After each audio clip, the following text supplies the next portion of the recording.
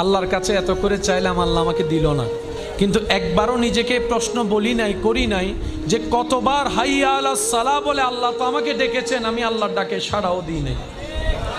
জীবনের 1000 বার চলে গিয়েছে হাইয়া আলাস সালাহ শুনেছি, কিন্তু সাড়া দিতে পারি নাই। কতবার আল্লাহ পাক বলেছে বান্দা আমাকে ডাক, আমি তো ডাকিনি। বান্দা এটা কর, আমি তো করিনি। বান্দা এইভাবে চল, আমি তো চলিনি।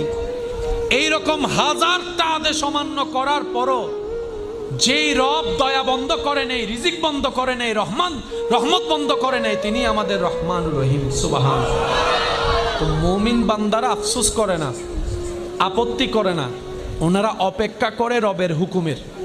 ওই রবের হুকুম আসা পর্যন্ত অপেক্ষা করার মাঝখানে যে রাস্তা, এটার নামেই সবর, এটার নামেই ধৈর্য। বলেন না সুবহানাল্লাহ। ওনারা সবরের রাস্তা দিয়ে যায়, শুকরের মাধ্যমে